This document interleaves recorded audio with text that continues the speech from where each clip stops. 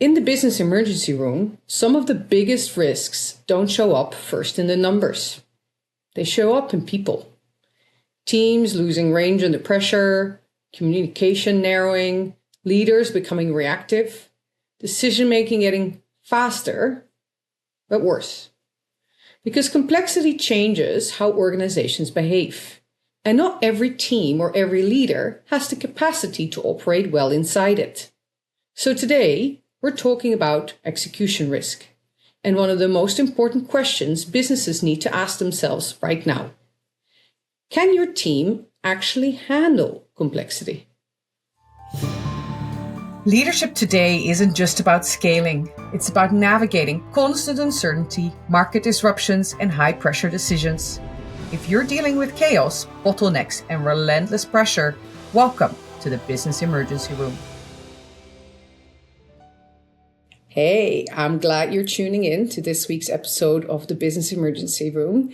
I am very excited about this guest and what she's building and the subject that she knows so much about. My guest today is Logan Yonavjak.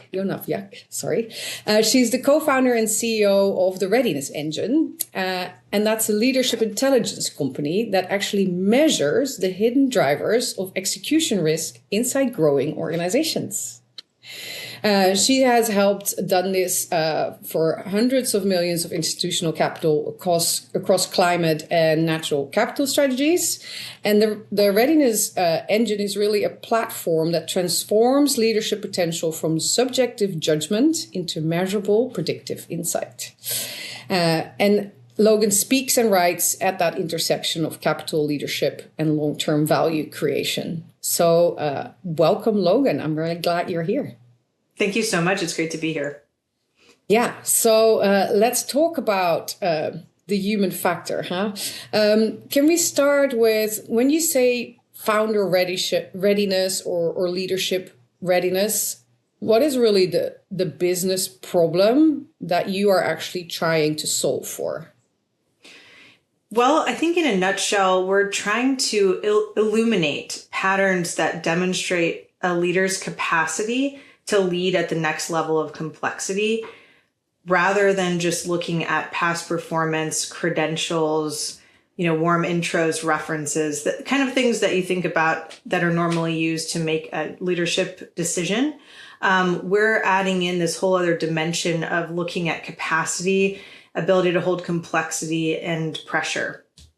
Yeah, so as listeners, you should know that this is, of course, music to my ears, right? Because in this uncertain and volatile environment, I think, resilience comes from exactly that. So I'm very excited about this concept.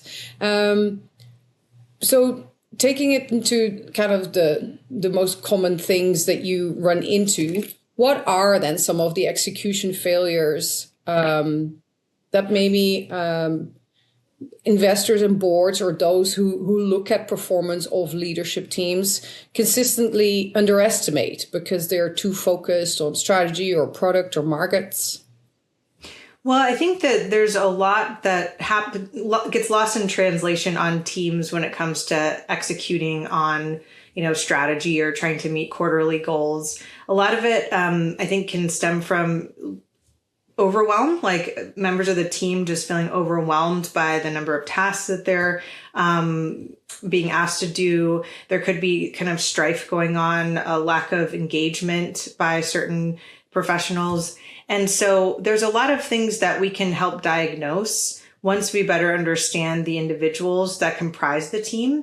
And then we can look at what's missing within the team that's kind of preventing the best outcome from happening. And so a lot of this sounds like it might be self-explanatory, and we think about it conceptually, or we might think about it or have had experiences in our own workplaces that are more of our own pattern recognition. But really, there are patterns in how people show up that show their ability to hold complexity or pressure.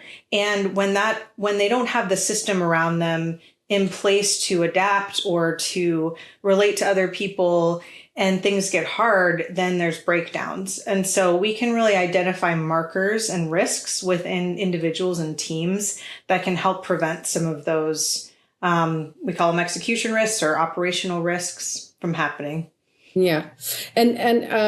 So quick clarifying question here. If you talk about those skills, do you generally believe that everybody can learn those skills and develop this, or do you also believe that there's definitely is maybe the wrong word here, that there is people who truly have above average capacity to operate in chaos and turmoil?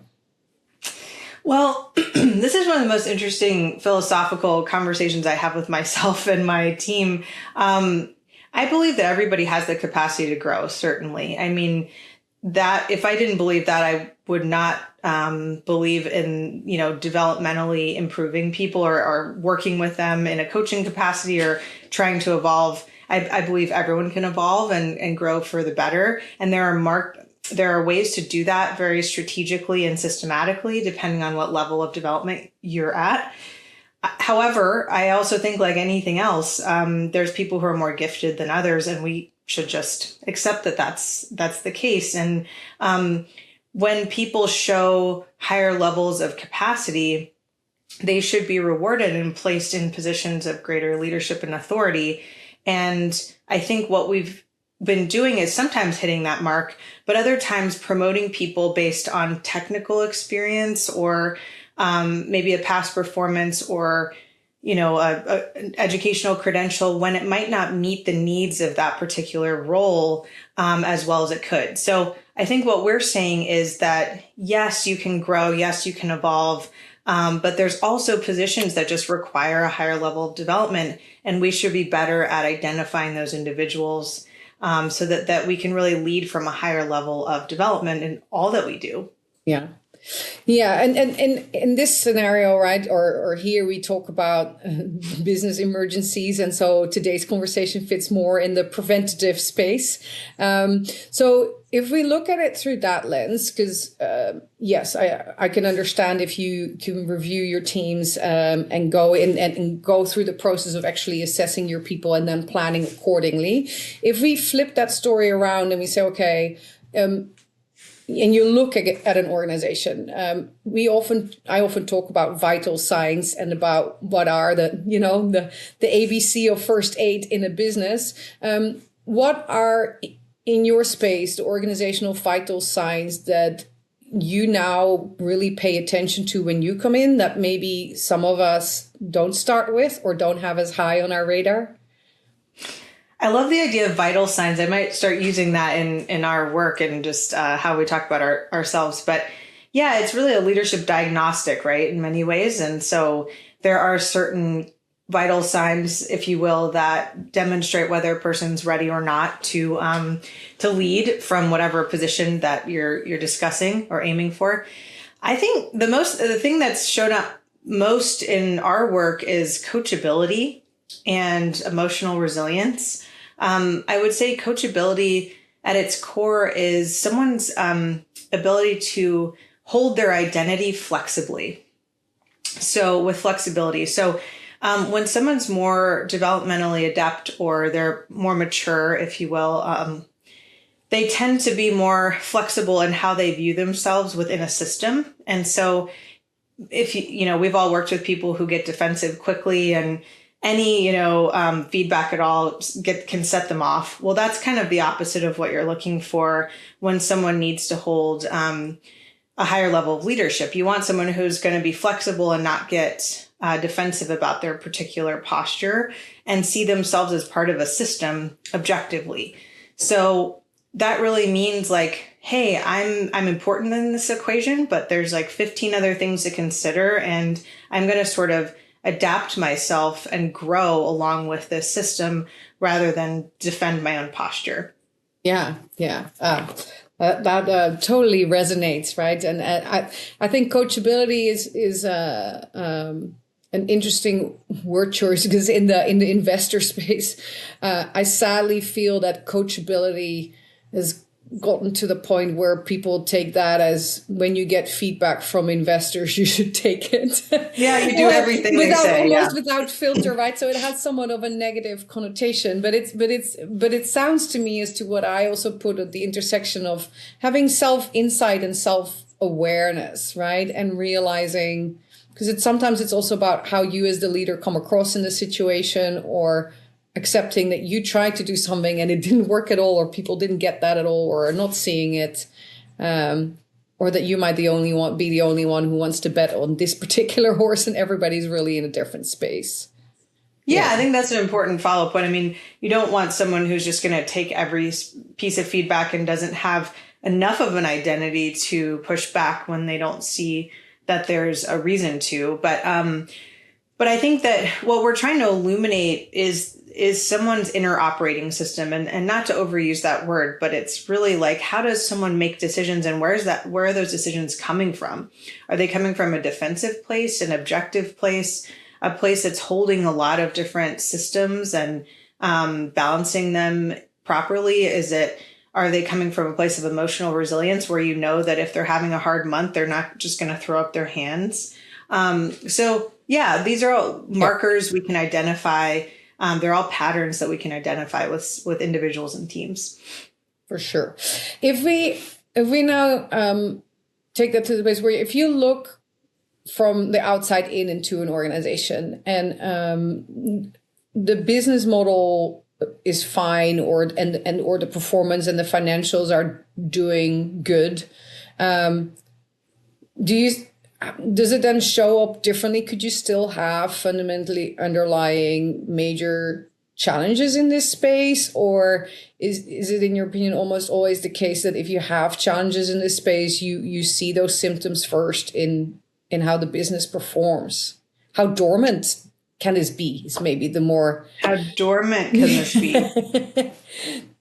Well, I mean, to me, usually these patterns emerge fairly quickly, because I think the first, number of weeks or months in any hire or investment decision, like usually people can be on their best behavior. But I would say things fall apart pretty quickly in most contexts. I mean, with bigger teams, I think it gets, in some ways, I think in smaller teams, it's amplified and you can source it potentially more easily. With bigger teams, you often can have people sort of hide and maybe not surface in terms of being the problem for a longer period of time. So I think that's one of the biggest differences between small and large teams.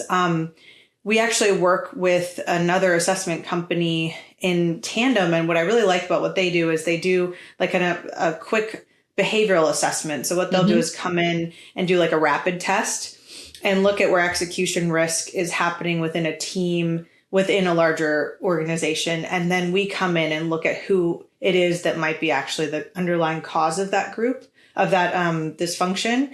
And so we're kind of working together as like a rapid test and then a deep dive. But I think, it's just usually things in my experience, having started new jobs, usually within the first couple of weeks, I can sense when things are just maybe there's dysfunction underneath. So, yeah, and what we're really strongly saying here is that execution risk is largely human, right? And it shows up early, or if you want to catch it early, it's looking at the human factors early to prevent it trickling down into operational metrics and bottom line figures, really. Yeah. I mean, I just find it curious that, not to just throw a bunch of stats out there, but I think that these all point to a pattern, and their statistics are, often high level in these cases, but they do point to something. And so I've been just uncovering these as I go, and I think they're fascinating. 70% of M&A deals don't work out because of some sort of cultural misfit. 65% of startup companies fail because of some sort of people team problem. You see 40 to 50% of promotional hires not working out within the first 18 months.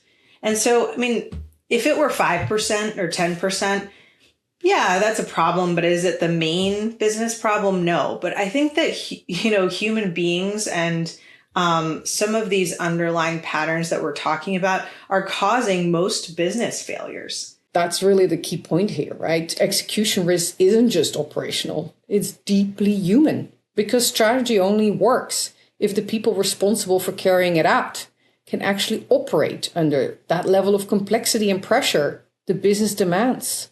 Unless you're still in the startup phase, your product is doing something, right? Or your service is doing something. Otherwise, you wouldn't never have gotten this far. You would never have sold it to anybody. You wouldn't be collaborating with anybody if inherently what you're doing from a physical service or product perspective got you somewhere, right? So it starts to fall apart in how you work together, or people not recognizing that what originally created your success with a product or a service is no longer in the same shape relevant. But that's also a human factor. That's still not a physical thing.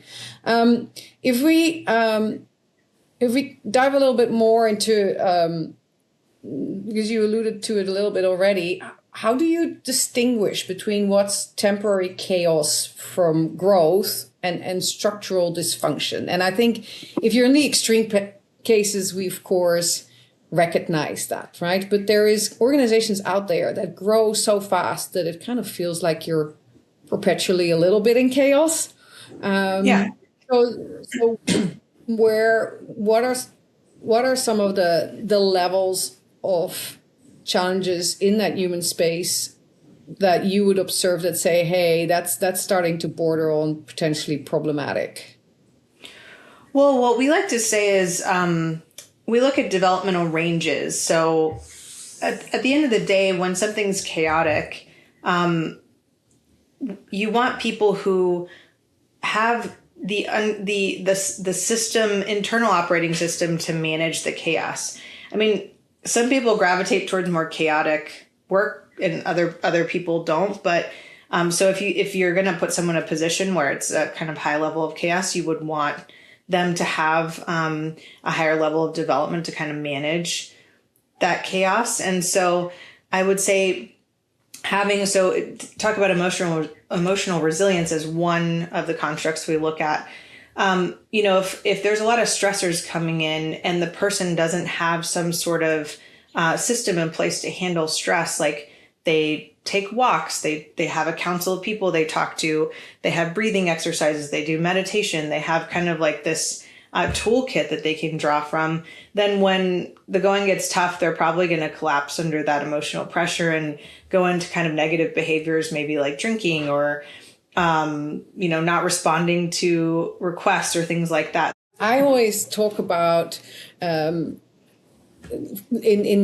chaos that it's so important that you see your people, and what I mean by that is what I'm kind of hearing you say, that what you're going to be on the lookout for is your team and your people starting to look unhealthier, right? And not necessarily unhealthier from a sickness perspective, but if you know your people and you see your people, you see them daily, maybe not immediately, but at some point suddenly you might realize and say, well, that person looks as if they're perpetually not getting enough sleep, or they're really a bit shorter on the trigger. And basically you're saying the symptoms are that they just don't have the coping range to deal with that level that currently is going on, and then there's risk there.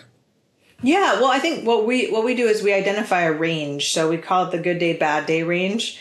So if someone kind of has a certain developmental range and then they're way out of that and they're starting to completely like lose the mark, lose the plot, show up in a really uncharacteristic way, then that's sort of like an elevated state of emergency, I guess, to put in your terms. Yeah. But, under normal circumstances, they're probably going to show up like this and in terms of our developmental range. And I think that in and of itself is helpful. I think it's just helpful to know like what someone's capacity looks like across a number of dimensions. And then you could kind of know when things are awry or not. Yeah. That in itself is useful. We think that we know this about ourselves or about each other.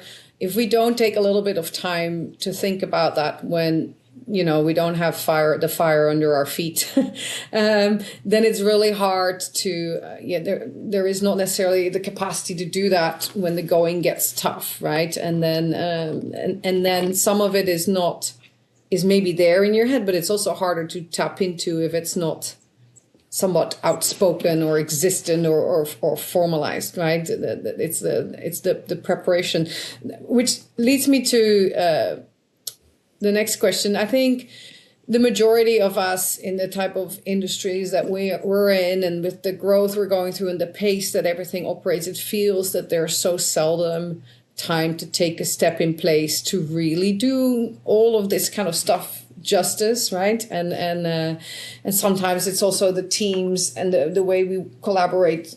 The changeover and change out is fast, or we work with strategic partnerships, and we're not always true colleagues who are part of the same organization.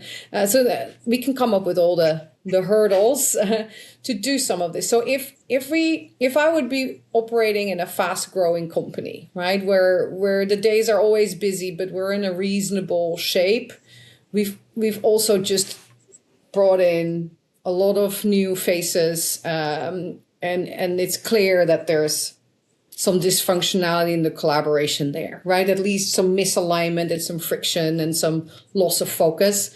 And I feel I would have some time, but I also, the next big thing is happening yesterday. So if you would be invited in for an organization like that, and you get 48 hours, but like a couple of days to come and have a look around, and give your verdict, or what would you look at? Where would you start? What are some of the things you'd be asking or looking for in an organization like that? Well, I think just having a level playing field in terms of everyone having it, they don't have to take an assessment. They can, or we can analyze internal transcript data and look at people's conversations between each other, or presentation data, things like that. So we can run a lot of the same analysis on everyone. I think that's just nice to have an understanding of the entire team. And then we like to think about it in threes. So we provide kind of 3 leverage points that an individual can work on in order to improve their developmental capacity. And, we'd like to get to the point where as we're all building second brains, if you think about the angel and devil on your shoulder, like everyone kind of references that. So even if things were busy, you could confer with that second brain, having been trained on your highest level of development. And with that growth in mind, with those patterns in mind, it could help inform you what to do in certain situations in real time. So that would be the dream, I think, for busy professionals. Fabulous. Yeah. Yeah. Yeah. But basically what you're saying is that even in a short time, something can be done in this space, and you could tailor this kind of work very much to a fit for purpose scenario, and maybe do it in bursts then, to kind of say we'll start somewhere because we have some time now. And then if we're in a little bit of a plateau between growth waves, next time we might do a bit more, because we also learned some more of what went wrong and what worked or didn't work. Yeah, I think there's always small things you can do, and the small things add up. And so it's sort of like that 1% a day improvement. Yeah. I think it's important to think about most goal setting in that way. You don't get from A to Z in usually very, 2 days. It takes some time, and some of these patterns take years to really get you to the next level, but there are always small things you can do. And I think that's one of the meaningful things, especially for people who aren't as used to self analysis or maybe self-improvement techniques. Just having some incremental things you can do that are non-threatening, I think, can be really powerful. Yeah, and I love that you brought it back to decision making, because we very frequently talk about decision paralysis and decision not being made at all. But in these high pressure situations, there is also plenty of decisions made all the time. And there's also what I would call kind of shotgun decisions, where people just decide to choose something because they feel the pressure that they have to. And so that's a major risk, right? If people are then with the emotional load pulling the trigger on a decision. And because the challenge with what I call these shotgun decisions is that it usually doesn't involve other people, and it doesn't involve talking through your reasoning, right? If you talk about decision-making protocols and decision-making mechanics that I advocate, I always say that a big chunk of that is about some talking, even if it's just over coffee for 10 minutes, talking somebody else through the logic, which is kind of what you're saying with your good self sitting on your shoulder, right? It allows at least a little bit of that filter to come through. So yeah, I could see totally the execution risk reduction that comes with being better at that filtering and being better at that. Okay, take a breath before I react. Take a breath before I make that decision. And how that could impact things. And then these habits become patterns because you get a sense for, okay, this is what I should do. And, I've done this X number of times. It's more ingrained now. And so I do take a pregnant pause between, difficult input and then what I decide to do. But I have, I think that AI coaching is not going to be the be all end all for everyone. But for people who are busy, that don't have the time to wait a week to talk to their coach about their certain decisions, it's a great intervention point. So. Yeah. It's better than nothing, right? And better than nothing. Yeah. And it needs some context. So in closing then, if leaders or board members or anybody listening today is kind of okay, what is the question to ask or the thing to look for if I go back into my team or my organization tomorrow? What should I be asking myself or looking for to get some sense or some level of insight into how big my risk in this arena is and how urgently I maybe should do something around? Well, I think the big question everyone's asking themselves is my team ready for AI? Not to, over-aggrandize that statement, but I think we are seeing just the great reshuffling in companies, whether it's layoffs or just putting people and having people have to play different roles. I think we're seeing a lot more people become managers and leaders, even if it's just managing AI agents. So that understanding of whether someone can lead in complex environments and under pressure and whether they have emotional resilience, I think those are the questions that, C-suite leaders are going to need to, and managers need to ask themselves as they build out teams and as they construct their teams. So that's kind of the overarching question, I think, on everyone's mind is my team AI ready? But then underneath that, what does that mean? It's how do you evaluate someone's ability to hold complexity and their capacity to lead under this pressure? Yeah. And if your answer to that question is, I have no idea, that's an answer in itself, right? Because then basically you don't know how exposed you are because your human capital is really basically what's driving your execution risk, right? Is what we're saying. Yeah. And it's going to be more so and more so the more we automate, because that's your intervention points and your ability to review and course correct what's happening out there. I mean, I know for me personally, I think AI has helped me so much in terms of being able to analyze vast volumes of data, but it's almost required more of me in terms of strategic thinking for what to do with the information output and how to dialogue with it and set it up properly. So I think it's requiring the max of my own developmental capacity to actually run this company. And it's been fascinating to watch my own journey alongside what we're measuring. So yeah, and the whole governance or guardrail piece, right, is also very much a managerial, and it comes also down to your ability to manage complexity, because more controls is not better controls and is also not possible, right? As you generate infinitely more information and more output, more controls are not, it's about smart controls and the right ones. And Yes, absolutely. Yeah. All right. Logan, if people after listening here want to know more about you, about the Readiness Engine, where do they go? What do they do?